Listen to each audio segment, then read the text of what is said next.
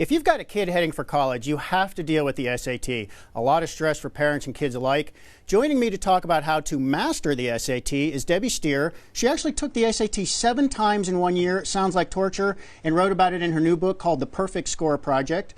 Debbie, is the SAT as important as everybody makes it sound? Is your child's future really riding on what happens on this one exam? It's 1 point of data. If you take it twice, it's 2 points of data. Grades are 4 years worth of data. So it has significance, but it's not the only thing. Okay, so people make some mistakes preparing for the SAT, taking the SAT. You discovered this on your journey through 7 tests. Tell us about some of the things people do wrong when they're preparing for the SAT.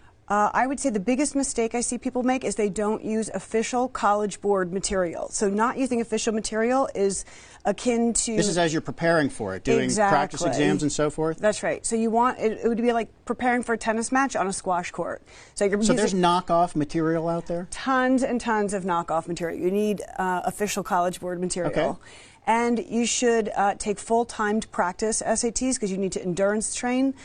Most people aren't used to concentrating. What does that mean, endurance train? It's a 4+ hour exam, and most people aren't used to having to focus for that long. Right. And you conk out before the test is over. So video games don't prepare you for sitting at a desk taking a test for 4 hours, I guess. No, and neither does school, and neither does work. So you have to actually practice, sit there, go through the entire test in real time rather than just taking it in parts, get used to the marathon, if you will, of getting through the entire test? Exactly, a mock test. So use the breaks. See if you could create the most authentic conditions that you possibly can. Now, a lot of people go to great efforts, spend a lot of money on prep courses and stuff to help their kids get the best possible scores. What are some of the best tips you can offer, just a few of the best out of your book, for how to get them, really nail this test? Right. Well, it's not a short-term process for most people. There are a few at the end of the spectrum that can do it quickly, but for the most part, you should allow yourself a nice long runway. I'm going to say the average would be a school year. You mean spend a full year just preparing for the first time you take the SAT? Yes. Yeah, because it's junior year, you've got your AP exams, you've got your SAT 2 subject tests, you've got regular school if you're doing extracurriculars. You need to have the time. Cramming doesn't work. It doesn't stick, and it causes more stress. Okay, so don't just start studying for this test a month beforehand or something like that. I would think most students should not. The top, possibly. A lot of parents wonder if these prep courses are worth the money. Are they? It depends on how much you need to gain and where you start. But I'm going to say that prep courses that use authentic College Board material, you can significantly raise your score, and scores equal money.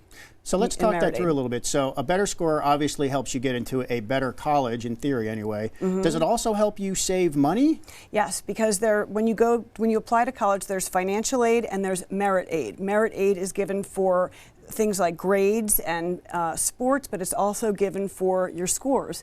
And each school doesn't tell you exactly what the recipe is, but certainly the SAT scores are part of it. Can you give people a very quick idea at the end? What's reasonable to expect in terms of how much you might be able to raise your score if you didn't prepare right and you did prepare right? Okay, the College Board says the average score gain after test prep is 5 to 20 points. I raised my score by 330 points, and my son raised his score by 590 points. Wow, that's huge. Yeah. Okay, those are great tips, and there's a lot more in the book. Thank you, Debbie.